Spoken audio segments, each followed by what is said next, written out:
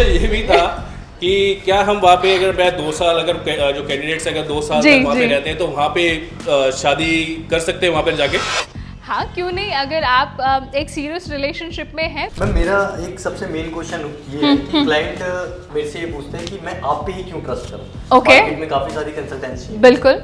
तो इसका आंसर हम कैसे कर सकते हैं? देखिए मैम मेरा एक क्वेश्चन है कि पासपोर्ट में सरनेम मैंडेटरी है for Slovakia?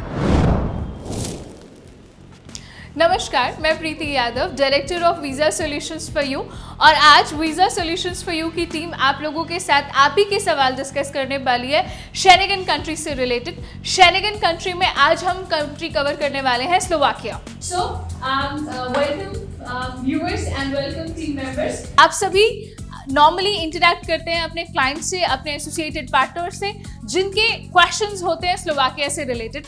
So I would like to ask you कि क्या क्वेश्चंस पूछते हैं, और मैं कोशिश करूंगी कि मैं बेस्ट पॉसिबल मैनर में उनका रिप्लाई दूं। सो कौन स्टार्ट करेगा पहले? मेरा क्वेश्चन ये है कि हाँ। मेरे पास अगर हैवी लाइसेंस है और मेरे को एक्सपीरियंस ट्रकिंग का नहीं है, ओके। तो क्या मैं हैवी लाइसेंस के लिए, हैवी लाइसेंस के ऊपर मैं क्या हैवी ट्रक ड्राइवर्स के लिए अप्लाई कर सकता हूँ स्लोवाकिया के अंदर? देखिए, इसके लिए मैं आपको थोड़ा सा आप ही के जैसा डिप्लोमेटिक आंसर देने की कोशिश करूंगी कि आप एक्चुअली में उस कंट्री का वीजा चाहते हो या काम चाहते हो। अगर आपको सिर्फ और सिर्फ उस कंट्री का यानी स्लोवाकिया का as a heavy driver visa चाहिए तो नोबडी कैन स्टॉप यू, क्योंकि ऐसे कोई इंटरव्यू नहीं, एम्बेसी भी कोई आपसे ट्रेनिंग करा के देखेगी नहीं। आपके पास हैवी ड्राइविंग का लाइसेंस है, आपको वीजा मिलेगा, आप कंट्री में पहुंचेंगे। बट अगर आपको हैवी ड्राइवर का काम करना है तो इवेंचुअली वो काम आना चाहिए। ये एक ऐसा स्किल है जिसके साथ कॉम्प्रोमाइज ना तो स्लोवाकिया की गवर्नमेंट करेगी ना हम करेंगे। सो अगर आपको जॉब चाहिए as a heavy driver, you really need to learn this trade. 1 second, अगर आप उस ट्रेड में एक्सपीरियंस नहीं रखते, मगर क्योंकि हमें पता है कि आप किसी भी कंट्री में जा रहे हो तो वो प्रोसेस जो है वो 2 या 3 महीने का प्रोसेस है, ये टाइम इनफ है आपके स्किल्स को शार्प करने के लिए, आपका हाथ साफ करने के लिए। 2 से 3 महीने एक इनफ टाइम है जहाँ पर आप अपनी ट्रेनिंग कंप्लीट कर सकते हैं। सो बेटर क्लैरिटी लाइए अपने गोल्स के लिए कि आपको जॉब चाहिए या वीज़ा, और जॉब चाहिए तो ट्रेनिंग जरूर लेकर जाएं। ठीक है, थैंक यू। और नेक्स्ट क्वेश्चन। मैम मेरा सेकंड क्वेश्चन है, हमें साइन जॉब ऑफर लेटर मिलेगा या फिर कॉन्ट्रैक्ट बेस मिलेगा? वेल हियर आपका क्वेश्चन क्या है? साइन जॉब ऑफर लेटर और कॉन्ट्रैक्ट। देखिए, आपका जो जॉब ऑफर लेटर है, जॉब ऑफर लेटर और कॉन्ट्रैक्ट अगर मैं इनमें बात करूँ तो बहुत ज़्यादा डिफरेंट नहीं है। आपकी जो कंपनी है वो आपसे 1 साल का बेयर मिनिमम का कमिटमेंट चाहती है। देखिए, आप अगर किसी कंट्री का वीज़ा लेकर के जा रहे हैं तो सिर्फ आप अपना टाइम और पैसा नहीं लगा रहे हैं, कंपनी भी इन्वेस्ट कर रही है अपने रिसोर्सेज आपको हायर करने के लिए। सो कोई नहीं चाहता कि आप आएँ, आप मून लाइटिंग करें और चले जाएं। वो चाहते हैं कि आप काम करें 6 महीना 1 साल बेयर मिनिमम।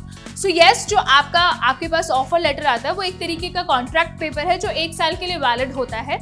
बट इस दौरान अगर आपके यानी कि क्लाइंट के कोई बिहेवियर इशू हैं या उनको वो काम उस तरीके से नहीं आता, या मे बी कुछ कंपनीज के साथ आपके कियोज हैं, आपकी सैलरी टाइम पे नहीं आ रही है, या आपकी चीज़ें आपके एम्प्लॉयर के साथ ठीक नहीं बैठ रही है, तो हाँ, आप उसको 1 साल से पहले भी छोड़ सकते हैं। मैम मेरा एक सबसे मेन क्वेश्चन ये है कि क्लाइंट मेरे से ये पूछते हैं कि मैं आप पे ही क्यों ट्रस्ट करूं? ओके। मार्केट में काफी सारी कंसल्टेंसी है। बिल्कुल। तो इसका आंसर हम कैसे कर सकते हैं? देखिए, अल्टीमेटली अगर हम बात करें ट्रस्ट की, फॉर एग्जांपल हम बहुत बेसिक सा एग्जांपल लेते हैं कि आपको आपके घर के लिए, आपकी घर की नीड के लिए रिफाइंड ऑयल लेकर के आना है, और रिफाइंड ऑयल आई नो कि XYZ 5 कंपनीज का भी रिफाइंड ऑयल है, और हम ये इंश्योर नहीं कर सकते कि आपके लिए कौन सा सही है अनटिल एंड अनलेस जब तक आप उसको यूज़ ना करें। अब यही बात कंसल्टेंट के लिए भी एप्लीकेबल होती है। अब प्रॉब्लम क्या आती है ना अंकित, होता ये है कि आप का क्लाइंट एक्चुअली में ना एक वर्ड सुनना चाहता है, गारंटी। आपका क्लाइंट एक वर्ड सुनना चाहता है, गारंटी। आप अगर उसको बोलोगे कि मैं गारंटी देता हूं कि आपका ये वाला काम हो जाएगा, तो वो आपके पास एनरोल हो जाएगा। अगर आप इस वर्ड का इस्तेमाल नहीं करेंगे, गारंटी, और आपका कॉम्पिटिटर इस वर्ड का इस्तेमाल करेगा, गारंटी, तो वो वहां जाकर के एनरोल हो जाएगा। तो ट्रस्ट कैसे करना है ये तो करके पता चलेगा, बट ये जो गारंटी वाला शब्द है ना, ये एक्चुअली में सही टर्म नहीं है। क्योंकि एम्बेसी में रातों रात क्या चेंज होने वाला है ये आपको नहीं पता, ये मुझे नहीं पता। As a consultant, as a professional, चाहे मैं डॉक्टर हूँ, चाहे मैं लॉयर हूँ और चाहे मैं इमिग्रेशन कंसल्टेंट हूँ, मेरी रोल्स एंड रिस्पॉन्सिबिलिटीज़ ये नहीं है कि मैं एम्बेसी से लड़ाई करके आपको वीज़ा ला करके दूँ। मेरी रोल्स एंड रिस्पॉन्सिबिलिटी ये है कि बेस्ट पॉसिबल वे में आपके, चाहे एम्बेसी में रूल्स कुछ भी चेंज हो जाए, मैं उन नए चेंजेस को इम्प्लीमेंट करते हुए आपको वीज़ा ला करके दूँ। मैंने बोला आपका वीज़ा 3 महीने में आ जाएगा, किसी रीज़न की वजह से चौथा महीना स्टार्ट हो गया है और चौथे महीने में भी रिजल्ट नहीं आ रहा, बट क्या आपका कंसल्टेंट एक्चुअली में काम कर रहा है या नहीं, ये बड़ा क्वेश्चन है। आपका कंसल्टेंट आप काम कर रहा है ये बात आपको कैसे पता चलती है? जब आप फ़ोन करते हैं, वो फ़ोन उठाता है, आपको आपके क्वेश्चंस का सेम टाइम पे रिप्लाई करता है। इनफैक्ट कई बारी आपको आपके क्वेश्चन से पहले कॉल मिला करके बताता है कि सर आज आपके जो पेपर आने वाले थे वो आज नहीं आएंगे क्योंकि एम्प्लॉयर समहाउ वो साइंड डॉक्यूमेंट ले नहीं पाया, ये पेपर फ्राइडे को आएंगे सर। आप इस वे में डिसाइड करते हैं कि आपका कंसल्टेंट सही है आपके लिए, क्योंकि गारंटी भगवान भी नहीं दे सकते, गारंटी भगवान भी नहीं दे सकते, हम फिर इंसान हैं, हम अपना बेस्ट पॉसिबल वे में काम कर सकते हैं। एंड ट्रस्ट मी, जो कंसल्टेंट गारंटी वर्ड इस्तेमाल कर रहा है वो सही कंसल्टेंट है, ये कोई ज़रूरी नहीं है। जो सही राय दे रहा है, जो ट्रांसपेरेंसी के साथ काम कर रहा है, कंसल्टेंट वही सही है। और इस बात का कंसल्टेंट के नए पुराने होने से भी कोई मतलब नहीं है कि कंसल्टेंट 15 साल पुरानी कंपनी है या कंसल्टेंट 5 साल पुरानी कंपनी है।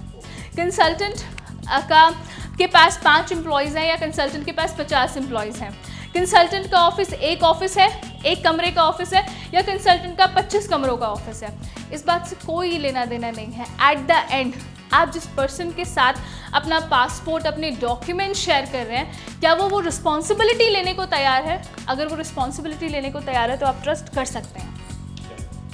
एम आई राइट? ठीक है, done. Next question please. And second main question मेरा ये है, कैंडिडेट मुझसे ये क्वेरी करते हैं कि सपोज दैट वो कोई सर्विस चार्ज दे रहे हैं वीजा के लिए, स्लोवाकिया के लिए, तो वहाँ पे जाके उनको 1 साल का कॉन्ट्रैक्ट पेपर मिल रहा है स्टार्टिंग में, तो क्या उनको वो 1 साल तक की जॉब करनी है? इन फ्यूचर कंपनी उनको एक्सटेंड करके देगी? ओके, बहुत सही क्वेश्चन है। कोई भी कंपनी, चाहे स्लोवाकिया हो, चाहे वो ग्रीस हो, चाहे वो क्रोशिया हो, आपको पेपर 1 साल का ही देती है, जाहिर सी बात है। उसके बाद पर आपने ये ज़रूर सुना होगा कि पर्सन वहाँ पर 5 साल से रह रहा है, 6 साल से रह रहा है, सेम कंपनी में काम कर रहा है। देखो, कंपनी आपको काम करने के लिए ही बुला रही है, हमें ये बात समझनी चाहिए। कंपनी को आपको रिन्यूअल या एक्सटेंशन देने में कोई प्रॉब्लम नहीं है, बशर्ते आप एम्प्लॉयर की एक्सपेक्टेशंस के ऊपर खरे उतर रहे हो। आपको काम दिया जाता है 10 घंटे का, 11 घंटे का, फॉर एग्जाम्पल डिमांड है, और आप कहते हो जी मैं 7 घंटे में थक गया या मे बी ऐसा होता है कि आपको जो काम दिया गया था या जो सैलरी आपको प्रोवाइड कर रही है एम्प्लॉयर उसकी यूटिलिटी नहीं निकाल पा रहा, तो जाहिर सी बात है एम्प्लॉयर को तकलीफ होती है उसको रिन्यू करने में। But I have many candidates, because हम कोशिश ये करते हैं कि हमारे ही जैसे मेहनती लोग एम्प्लॉयर के पास तक पहुँचे ताकि उनको भी कल को प्रॉब्लम ना हो और आपको भी प्रॉब्लम ना हो, तो हमारे क्लाइंट्स को एक्सटेंशन मिलता है। ग्रीस में 1+2 का, स्लोवेनिया में भी 1+2 का, एंड चाहे ग्रीस हो चाहे स्लोवाकिया, इवेंचुअली आपका वीज़ा होता है 1 साल का प्लस 2 साल का, फिर 2 साल का, और 5 साल बाद आप वहाँ की रेजिडेंसी के लिए एलिजिबल हो जाते हैं। ओके, तो बेसिकली कैंडिडेट के ऊपर डिपेंड करता है, एक्सटेंड एम्प्लॉयर तो कर ही देता है और कोई एडिशनल चार्जेस भी नहीं लेता। Okay, yes. Thank you. Next question please. Hello ma'am. Hello. Basically ma'am कई जो कैंडिडेट्स होते हैं वो ये कहते हैं कि मार्केट में बहुत सारी इमिग्रेशन है, बट हम आप पे ही ट्रस्ट क्यों करें, और आपसे भी सस्ते हैं मार्केट में, तो हम उनके पास क्यों ना जाएं? ओके, चलो इस बात से एक एग्जाम्पल लेते हैं। आप मार्केट गए, आपने परचेज किया एक बर्गर, ठीक है, परचेज किया बर्गर है 40 रुपए का और एक बर्गर है 90 रुपए का, डबल का फर्क है, ठीक है। अब आपने 40 रुपए का बर्गर खाया बट आपको स्वाद नहीं आया। आपने 80 रुपए का बर्गर खाया, आपको इतना अच्छा लगा कि यू आर रिकमेंडिंग कि आपके फ्रेंड्स भी उसे एक बार ही ज़रूर ट्राई करें। अब मेरी नज़र में जो आपने 40 रुपए लगाए वो आपका खर्चा है, जो 80 रुपए लगाए वो आपकी इन्वेस्टमेंट है। कंसल्टेंट के चार्जेस वेराई कर सकते हैं, कोई 1-2 लाख रुपए ज़्यादा चार्ज करेगा, कोई 1-2 लाख रुपए कम चार्ज करेगा, बट वो आपसे एडवांस ज़रूर मांगेगा कि टोकन मनी दे दो, 20,000, 30,000, 1 लाख, 2 लाख। आपके वो 20-30 हज़ार या 1-2 लाख रुपए आपका खर्चा है अगर आपका काम नहीं हुआ। मगर अगर आपका काम हो गया और आपको 1 लाख रुपए किसी प्रोसेस में ज़्यादा लगाने पड़ रहे हैं तो ये आपकी इन्वेस्टमेंट है, क्योंकि टाइम वैल्यू रखता है। आपका टाइम ही आपकी मनी है। आपका काम 3 महीने में होने की बजाय अगर आपका काम साल भर में हो रहा है और क्योंकि आप 50,000 रुपये का लालच कर गए तो ये आपकी अपॉर्चुनिटी कॉस्ट है, आपको इसे समझना पड़ेगा। तो सस्ता और महंगा कुछ नहीं होता, काम होना ज़्यादा मायने रखता है मेरे अकॉर्डिंग। रेस्ट पब्लिक बहुत समझदार है।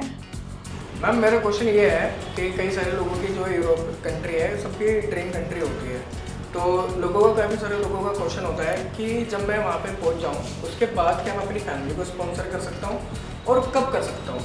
ऑलराइट कपिल, बहुत ही जेन्युइन क्वेश्चन पूछा है आपने, क्योंकि इवेंचुअली आप अगर बाहर जा रहे हैं तो जाहिर सी बात है आप अपनी फैमिली को भी सेटल कराना चाहते हैं। For that reason yes, Slovakia, Slovenia, Greece ये ऑप्शंस देती है कंट्री जहाँ पर आप अपने स्पाउस को स्पॉन्सरशिप दे सकते हैं। बट आप ये चाहते हैं कि आप वर्क वीज़ा पे हैं, आपके स्पाउस को भी वर्क वीज़ा मिल जाए और आपके बच्चों को डिपेंडेंट वीज़ा मिल जाए या किसी तरीके का एजुकेशन वीज़ा मिल जाए, ये आपकी रेजिडेंसी के बाद ही पॉसिबल है। बट येस, आप अपनी फैमिली को बुलाकर वहाँ पर अपने साथ फैमिली रियूनियन वीज़ा पे कुछ टाइम के लिए स्टे ज़रूर करवा सकते हैं। जी बहुत सारे लोगों का क्वेश्चन ये रहता है कि जैसे कि हमारे पास यूए का एक्सपीरियंस है या हमारे पास सऊदी का एक्सपीरियंस है जी, तो क्या यहाँ भी कोड 95 टेस्ट जो होगा, ठीक है, उसके ऊपर कितना डिपेंड करता है कि सिलेक्शन का? ओके, सबसे पहले मैं आपको बताऊं कि स्लोवाकिया में सिलेक्शन ऐसा कोई प्रोसेस नहीं है, कोई वर्किंग वीडियो नहीं चाहिए, कोई इंट्रोडक्शन वीडियो नहीं चाहिए। सो सिलेक्शन आप इंडिया में हैं, इंडिया के वर्कर हैं या आप दुबई या गल्फ के वर्कर हैं, उससे कोई फ़र्क नहीं पड़ता। बट येस, आप जैसे भी वर्कर हैं, जब आप यूरोप में पहुंचेंगे आपके स्किल्स वेरीफाई करने के लिए कोड 95 का टेस्ट किया जाएगा। ये टेस्ट की ट्रेनिंग 3 हफ्ते आपको प्रोवाइड की जाती है और चौथे हफ्ते में आपका टेस्ट होता है जिसका रिजल्ट आपको 2 ही दिन में मिल जाता है। और कोड 95 क्लियर करने वाले पर्सन के पास जो लाइसेंस होता है वो पूरे यूरोपियन जोन में ट्रैवल कर सकता है, आप जॉब्स अप्लाई कर सकता है and sky has a limit. आप यकीन मानिए कोड 95 जिनके हाथ में आज उनकी सैलरी 2,500 3,500 भी है। सो येस, काम आता है, बहुत अच्छी बात है, कोड 95 लेना बहुत ज़रूरी है। Thank you ma'am. Code 95 test जो आपने बताया उसको यही मैं कंटिन्यू आगे करूंगा जी जी कि इसमें कोड 95 टेस्ट की कोई फीस भी पे करनी पड़ती है? अगर वहाँ पे 3 हफ्ते की क्लासेस मिल रही हैं तो जो कैंडिडेट्स हैं उनको कुछ एक्स्ट्रा पे भी करना पड़ता है इसके लिए? ऑलराइट, देखिए सर, आप यहाँ पर अगर नॉर्मल ड्राइविंग लाइसेंस भी अप्लाई कराने जाते हैं ना तो वहाँ पर भी आपकी ट्रेनिंग होती है, ट्रेनिंग की ऑफिशियल यानी गवर्नमेंट फीस भी होती है, उसका एग्ज़ाम भी होता है। सेम वे अगर आप स्लोवाकिया में कोड 95 का टेस्ट दे रहे हैं तो उस ट्रेनिंग की फ़ीस है जिसकी कॉस्टिंग अप्रॉक्सीमेटली 600 यूरो के करीब आती है। एंड टॉप ऑफ दैट जब आपके पास कोड 95 का लाइसेंस आ जाता है तो बहुत सारी कंपनीज वो फीस आपको रिम्बर्स कर देती हैं। कोई और question sir? Thank you. I think मैंने आपके सारे क्वेश्चंस का जवाब दे दिया, इसमें इंक्लूड था ना? ठीक है, thank you ji. Okay ma'am, मुझसे क्लाइंट क्वेश्चन करते हैं कि लाइक फर्स्ट डे ही हमारा अकोमोडेशन इंक्लूड रहेगा इसमें as well as food also? हाँ, ओके। सो कंपनी आपको हायर कर रही है, जाहिर सी बात है कंपनी का जिम्मेदारी है कि वो आपको डे 1 से फूड, आपका अकोमोडेशन प्रोवाइड करे। बट कोड 95 के बिना आपकी रिक्रूटमेंट या आपका ज्वाइनिंग फॉर्मेलिटी कंप्लीट नहीं हो सकता।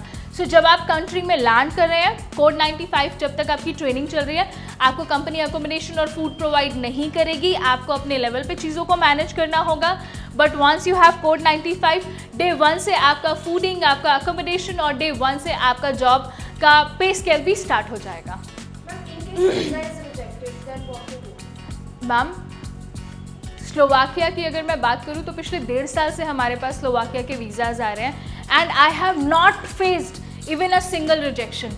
एक भी वीज़ा रिफ्यूज़ नहीं हुआ क्योंकि इसमें किसी तरीके का मेडिकल नहीं है, इसमें किसी तरीके का इंटरव्यू नहीं है। सिंपल 2 पेपर, आपका ड्राइविंग लाइसेंस, पासपोर्ट, इनको लेकर के एम्बेसी जाना है, एम्बेसी 15 से 20 दिन में आपको वीज़ा स्टैम्प करके दे रही है at this point of time. कल को रूल्स थोड़े स्ट्रिक्ट हो जाएं तो मैं कह नहीं सकती, but at this point of time, और मैं आगे आने वाले पूरे साल में भी नहीं देखती कि इसमें हमें कोई कॉम्प्लिकेशंस मिलने वाली है। मैं इस चीज़ को कमिट कर सकती हूँ कि ये काम आपका हो जाएगा। Thank you. मैम मेरा क्वेश्चन अभी एक और था, जैसे Right. सनी जी ने पूछा था कोड 95 के बारे में, तो आपने बोला था कि 3 वीक्स लगते हैं कोड 95 का टेस्ट होने में। जी। 3 वीक्स तक कैंडिडेट कैसे सर्वाइव करता है? क्या उसको एम्प्लॉयर सर्वाइव करने के लिए हेल्प करते हैं, वो खुद से सर्वाइव करता है? देखिए 600 to 700 यूरो जो मैंने बताया, इसमें गवर्नमेंट फीस और आपके पर डे 10 यूरो की हॉस्टल की कॉस्ट इसमें इंक्लूड है। आपकी फूडिंग आपके अपने हाथ में है कि आप कैसा खा रहे हैं और कितना खा रहे हैं। I am so sorry but yes, ये आपके एक्सपेंडिचर, आपके पर्सनल एक्सपेंडिचर है। बट एक एवरेज अगर हम बात करें तो 600 to 700 यूरो में आप अपने 3 से 4 हफ्ते इजीली सर्वाइव कर सकते हैं, अपने कोड 95 की फीस पे कर सकते हैं। And yes, as I said कि बहुत सारी कंपनीज आपकी इस कॉस्ट को रीइंबर्स भी कर देती हैं लेटर ऑन, जब आपके पास कोड 95 लाइसेंस आ जाता है तो it is a fair deal I guess. Basically जो 600-700 यूरो चार्ज करें उसके अंदर हमारा 3 वीक्स का इंक्लूड है विदाउट फूड। जी मैम, सेकंड मेन क्वेश्चन ये था कैंडिडेट प्रोसेसिंग टाइम। अब प्रोसेसिंग टाइम में क्या होता है, मार्केट में वो सुनते हैं 4 to 5 मंथ, बट कुछ कैंडिडेट ऐसे हैं कि सर हमारा काम तो 2 महीने में भी हो रहा है, 1.5 महीने में भी हो रहा है। बिल्कुल। तो क्या ये सब एक्चुअल है या फिर क्या इसका थोड़ा ब्रीफ करें? ओके, सबसे पहले मैं आपको बताती हूँ कि पेपर्स क्या हर रोज़ निकल रहे हैं स्लोवाकिया से, या हर रोज़ परमिट का अप्रूवल आ रहा है? नहीं, ऐसा नहीं होता। एक्चुअली में 2 से 3 बार ही पूरे महीने में पेपर्स निकलते हैं। फॉर एग्जाम्पल अंकित, आपने मुझे बोला कि मैम मेरे पास ये 5 फाइल्स हैं, पर मेरे पास एम्प्लॉयर की डिमांड 50 फाइल्स की है, राइट? या मे बी उसकी जो अपकमिंग डेट है वो नेक्स्ट मंथ के एंड में आने वाली है, तो जाहिर सी बात है इस केस में हम टाइम बफर एक्स्ट्रा लेकर के चलते हैं, जहाँ पर हम क्लाइंट से एक्स्ट्रा टाइम बाय करते हैं। Whereas मुझे पता है आज रात को मैं फाइल लॉगिन करूँगा और कल मॉर्निंग में मेरे पास पेपर आ जाएंगे, या मेरे पास अगले हफ्ते में पेपर आ जाएंगे, तो उस केस में काम 2 महीने में भी हो जाता है। बट ऐसी situation once in a blue moon आती है, रेयर सिचुएशन है, क्योंकि ये एक हाइपोथेटिकल सिचुएशन है। फेयर डील तो ये है कि 4 से 5 महीने आपको किसी प्रोजेक्ट पे इन्वेस्ट करने ही चाहिए, क्योंकि पेपर फॉर्मेलिटी भी तो है।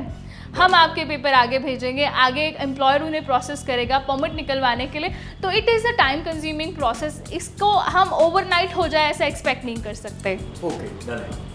अच्छा मैम, एक और क्वेश्चन मेरा ये था कि अभी एक कैंडिडेट ने मेरे से पूछा कि मेरे ब्रदर का स्लोवाकिया का वीजा लगा था, बट वो स्लोवाकिया गया, कोड 95 उसने कंप्लीट करा, लेकिन उसको जॉब मिली लिथुआनिया में। ओके, इसका मतलब ये क्या चल रहा है मैम मार्केट में? बेसिकली हो ये रहा है अंकित कि जो कंपनीज हैं वो लिथुआनिया की ही कंपनीज हैं और स्लोवाकिया की ही भी कंपनीज हैं। जो आप हैवी ड्राइवर्स के लिए आपको बुलाया जाता है वो इंटर स्टेट या इंटर सिटी नहीं होता, it is of course intra state भी या इंट्रा कंट्रीज भी होता है।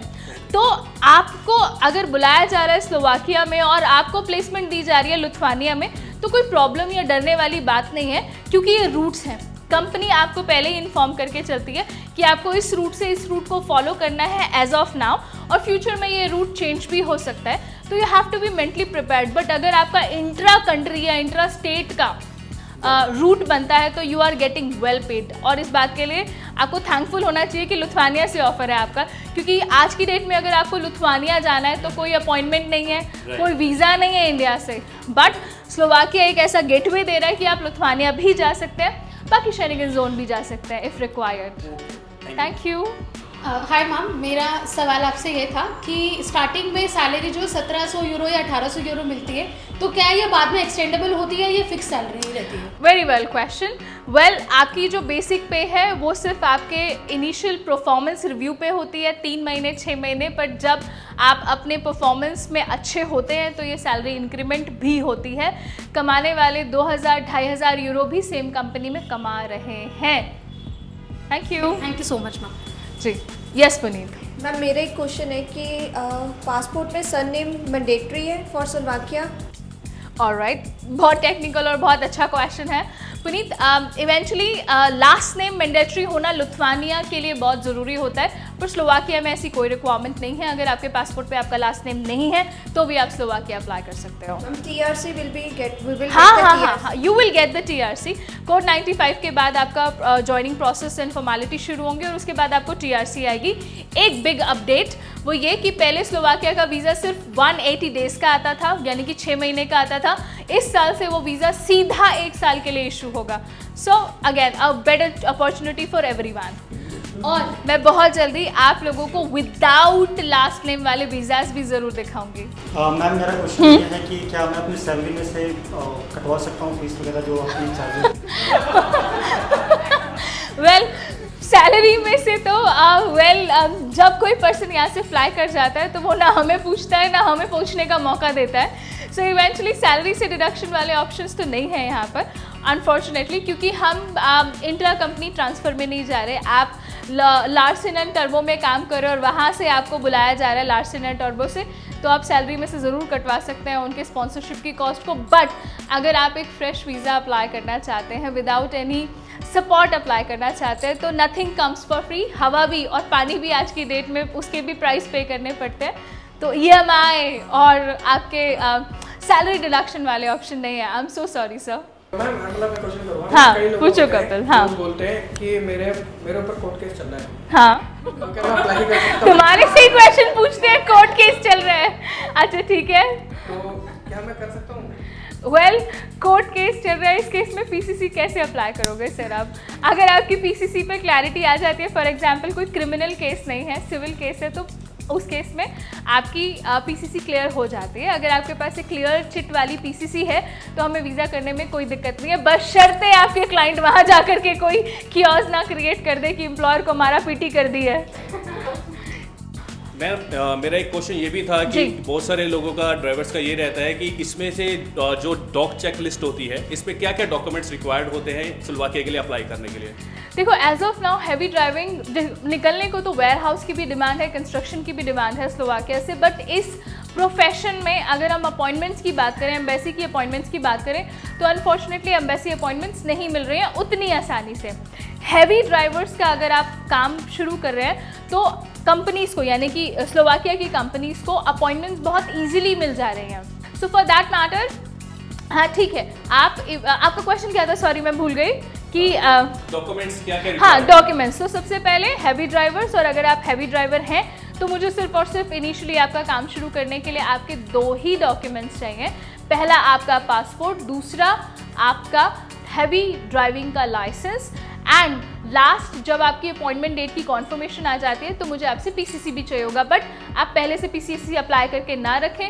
डेट्स चाहिए होता है हमें कि जिस दिन हम सबमिशन करा रहे हैं उसके 30 दिन में ही आपकी PCC निकली हो। So 3 are the documents. Thank you so much. Thank you ma'am मेरा एक क्वेश्चन ये भी था जी। कि जो अकोमोडेशन मिलते हैं, हाँ। जैसे कई कैंडिडेट बोलते हैं कि अगर होटल लाइन में जा रहे हैं तो सेपरेट अकोमोडेशन मिलते हैं। हाँ। बट हम कुछ वीडियोस में देखते हैं कि अगर ट्रक ड्राइवर के लिए कोई जा रहा है तो जी। आई थिंक ट्रक में उन्हें अकोमोडेशन मिलता है। करेक्ट। देखो जो truck driver genuine truck drivers हैं, चाहे वो इंडिया में है चाहे वो दुबई में, उन्हें ये पता है कि उनका घर, उनका प्यार, उनकी फैमिली सिर्फ और सिर्फ उनका व्हीकल ही होता है, उनका ट्रक ही होता है। तो एज सच कोई सेपरेट अकोमोडेशन नहीं मिलता। बट येस, फूड और आपके इस तरीके के सेक्रीफाइस के लिए कि आप इस तरीके के और जॉब्स कर रहे हैं, आपको एडिशनल पे ज़रूर मिलता है। क्योंकि आपको पता ही होगा कि स्लोवाकिया में अगर हम नॉर्मल सैलरी की बात करें दैट इज़ 951,000 यूरो। बट एक लौता ऐसा प्रोफेशन है जिसको 1700-1800 यूरो सैलरी मिल रही है, दैट इज़ ड्राइवर। तो वो ऑलरेडी समझते हैं कि ये कितना टफ जॉब है और वो एडिशनली इसको पहले से ही सपोर्ट कर रहे हैं। ओके और इसी के साथ एक क्वेश्चन उनका ये जी। भी है कि अगर मैं स्लोवाकिया में जा रहा हूँ तो क्या ट्रक मेरे को स्लोवाकिया में ही, मतलब मेरे को जो रूट मिलते हैं या उनको कुछ प्रोडक्ट छोड़ने, ऑलरेडी वो स्लोवाकिया में ही घूमेंगे या फिर अदर कंट्रीज में भी शेनेगन की उनको वहाँ के भी रूट्स मिलते हैं? देखो ये ज़रूरी नहीं है कि आपकी कंपनी आपको स्लोवाकिया में ही रख रही है। इवेंचुअली ये सब एक्सपीरियंस पे डिपेंड करता है, क्योंकि ड्राइविंग की अगर मैं बात करूँ तो रिक्रूटमेंट हो रही है 500,000 लोगों की, और वहाँ पर 500,000 लोगों को ना तो सिर्फ कंपनी में रख सकते हैं ना सबको बाहर भेज सकते हैं। तो आपके स्किल्स के ऊपर वो आपको आपका काम, आपको आपका रूट, आपको आपका टास्क असाइन करता है। तो इस बारे में कोई कमिटमेंट नहीं है कि अंदर ही होगा स्लोवाकिया के या स्लोवाकिया के बाहर होगा, इट कैन बी एनीथिंग। और मैम एक क्लाइंट का एक जी। फनी क्वेश्चन ये भी था, फनी ओके जी। एडवांस सैलरी ले सकते हैं एम्प्लॉयर? एडवांस सैलरी, देखो पहले ही दिन एडवांस मांगोगे तो मुझे लगता है मैं भी ऑफेंड हो जाऊंगी, बट येस ऑफ कोर्स जब आप वहाँ जाते हैं, वहाँ के, मैं देसी भाषा में बात करूँ तो वहाँ के गोरे, वहाँ के फॉरेनर्स इतने अच्छे हैं कि वो आपकी कंडीशंस देखते हैं कि भाई आप आए हो अभी और आपको फूडिंग हैबिट, आप डाइजेस्ट, मतलब आपको फूडिंग हैबिट नहीं है अभी वहाँ के खाने की, वो आपको कुछ फूड नहीं देते, आपको वो कई बार अलाउंसेस दे देते हैं कि अपने हिसाब से खा लो, अपने आप से बना लो, अपने आप से ग्रोसरी ले आओ। सो ह्यूमन है वो भी, बट वो खिंच जाते हैं, वो परेशान हो जाते हैं, वो फ्रस्ट्रेट हो जाते हैं जब वो देखते हैं कि जिस पर्सन के लिए 3 महीने 4 महीने वेट करा बुलाने के लिए, एंड वो आया है, ना तो उसको काम आता है, उसके ऊपर से ना वो हाइजीन मेंटेन कर रहा है, ना उसको बात करनी आती है, ना वो अपने काम को लेकर के हम्बल है, तो इस केस में आप सामने वाले से भी कोई उम्मीद ना रखें। अब अपने बारे में कोई गलत बोले, मैं बुरा हूँ, मेरे अंदर एटीट्यूड प्रॉब्लम है, या मैं साफ़ सुथरी नहीं हूँ, ये मेरे को नहीं पता चलेगा, ये तो सामने वाले को ही पता चलता है ना। तो इसलिए ये सारी बातें एज अ ह्यूमन आपके और आपके एम्प्लॉयर के बीच की बात है। एज अ कंसल्टेंट मैं भी गारंटी नहीं करूँगी कि आपको आज खाने में दाल रोटी मिली या चिकन बटर मिला, या फिर आपके अकोमोडेशन में आपको मोटे वाला ब्लैंकेट मिला या पतले वाला ब्लैंकेट मिला।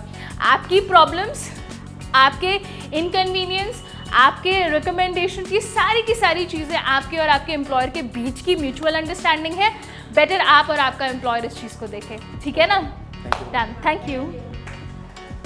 और भी क्वेश्चंस हैं हमारे पास? मैम एक क्वेश्चन ये भी था कि जैसे कि हमारे पंजाब हरियाणा के जो ड्राइवर्स होते हैं, हैवी ड्राइवर्स होते हैं जी, तो ये अपना ट्रैवल के बीच में अपना कुछ ना कुछ ड्रिंक करते रहते हैं, तो क्या स्लोवाकिया के अंदर भी हमें फ्रीजर में रखने के लिए बियर मिल सकती है? सर स्लोवाकिया ऑलरेडी इतनी ठंडी कंट्री है, आपको चिल्ड बियर की ज़रूरत ही नहीं लगेगी, first of all. Second, of course क्योंकि अल्टीमेटली इस तरीके का प्रोफेशन है जहाँ पर आप एक अकेले ट्रैवल कर रहे हैं, तो आपको आपका साथ ही चाहिए होता है। So yes, of course employer इस चीज़ का ध्यान रखता है, but I will not comment on this. No alcohol, drive करते वक्त आप अल्कोहल मत पीजिए। I am not recommending this at all. और आप भी ये क्वेश्चन मत पूछिए, अपने क्लाइंट्स को समझाइए कि अल्कोहल पी के ड्राइव नहीं करना चाहिए। ठीक है मैम, शराब पीते हुए ड्राइव नहीं करना है। हाँ, नहीं करना है बिल्कुल। घर आके पियो। ड्राइविंग करने के बाद, हाँ, घर आके पीना है, घर आके पिए, चिकने के साथ पिए। हाँ, अब इस बारे में हम कमेंट नहीं करते। मैम एक क्वेश्चन ये भी था कि क्या हम वहाँ पे अगर मैं 2 साल, अगर जो कैंडिडेट्स अगर 2 साल तक वहाँ पे रहते हैं तो वहाँ पे शादी कर सकते हैं वहाँ पर जाके? हाँ, क्यों नहीं। अगर आप एक सीरियस रिलेशनशिप में हैं तो आप कर सकते हैं। उसके बदले में आपको वहाँ की सिटीजनशिप या परमानेंट रेजिडेंसी भी मिलेगी, बशर्ते आप उस प्रेम प्रसंग को सीरियसली ले रहे हैं। आपका इंटेंशन ये नहीं है कि मैं शादी करूँ, रेजिडेंसी लूँ और फिर डाइवोर्स दे दूँ। मैं इस चीज़ को बिल्कुल प्रमोट नहीं करूँगी। और अगर बंदा यहीं से शादीशुदा बच्चे है फिर भी वहाँ पे जाके कर सकता है? ऐसा कोई है? ऐसा बहुत सारे लोग जैसे पंजाब हरियाणा के लोग ऐसे मैं जवाब नहीं मैं कोई जवाब नहीं दूंगी। हाँ एग्जैक्टली, अगर आपकी वाइफ को नहीं पता तो कर सकते हैं। यानी कि हम एक ही टीआरसी पे रह सकते हैं दोनों तरफ। वाह वाह वाह वाह वाह वाह वाह वाह वाह, ये वीडियो रिकॉर्ड करके भाभी जी को भेज दो अब। सो नाउ अभी इवेंचुअली हम ये कंक्लूड करते हैं कि हमने कोशिश करी है कि हम आपके ज़्यादातर क्वेश्चंस इस पॉडकास्ट में डिस्कस करें। हम डिस्कस करें कि आपको अगर कोई भी किसी तरीके की फ्यूचर में प्रॉब्लम आ सकती है तो हम उसका आंसर कैसे करें। नाउ इसके अलावा भी अगर हमसे कुछ रह गया है, आपके कुछ क्वेश्चंस ऐसे हैं जो हमने इस पॉडकास्ट में कवर नहीं करे हैं, तो you are most welcome to comment us, to reach us और to call us. We are there to help you in best possible manner, but Slovakia is the best choice. Slovakia is the right choice at this point of time. You should definitely apply it right now. Thank you so much.